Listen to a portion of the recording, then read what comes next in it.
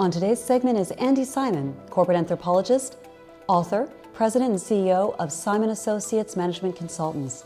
Today's topic is Demography is Destiny. Thanks for being with us. All we hear about nowadays are millennials and how they have impact on everything, from car design to where you want to live. As a corporate anthropologist, what are you seeing? Let me give you three illustrations. As a corporate anthropologist, we get inside companies to better understand some of the challenges they're facing. And there were three situations that I found particularly interesting where demography was destiny. And unless you paid attention to it, it was becoming a very overwhelming problem to solve. So in one situation, a customer care business, Telerex, which is a division of Merck, had us come in to help them rethink their whole strategy. One of the things that we saw on the incoming calls was that the average age of the person was over 50. So we were doing work with them to try and understand customer care, telephone service. They had excellent clients. What was happening? An aging population that used the telephone was very different than the Gen Ys who grew up digital and only text, even Gen X's text. The telephone wasn't the first thing they thought of to get care, it was among the last things.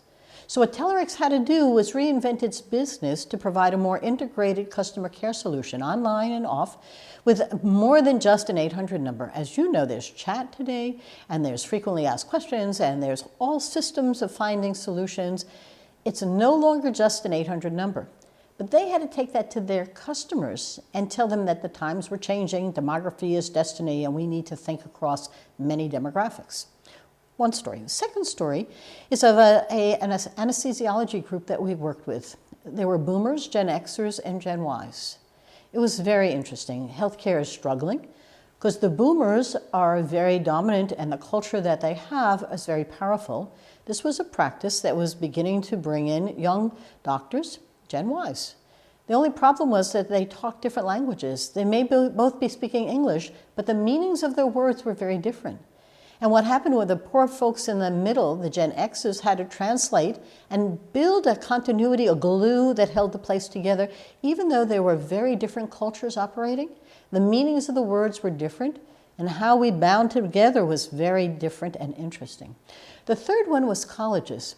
We work with colleges, we work a lot with colleges, and the faculty, who often are boomers, have a difficult time at times with the generation that's coming in. And in one case, one of the faculty said it so well, they've all been raised as soccer team players. They understand team sports. I come in and I want them to do independent study and they don't quite know how to do things alone. I haven't quite figured out how to be their soccer coach to help them do this. Now, companies may think this is all just incidental, anecdotal, idiosyncratic. But from an anthropological perspective, it's a reflection on the culture changes across the whole world, really, where young people come alive and are growing up differently than their parents and grandparents, culturally significant ways, and we need to start to pay good attention to them. How does a traditional business adapt to changing demographics? That's a good word. Traditional is very important here. Because in traditional businesses, assuming that people will come in and perform in a way that's understandable, don't quite understand that the behaviors are very different. People's workdays are different. And so now we can either fight it or begin to think about this as a new evolving culture that they have to adapt to. I had one situation not long ago, and she was in a very high design company, really a fast growing one. And all of the Gen Ys who were coming in lasted 2 years and moved on. And then she brought in others who lasted 2 years and moved on. She needed continuity. So she can be a traditional business fighting it, or we started to talk about how to begin to adapt to it, to make it seem like that was good instead of bad, that brought in new ideas.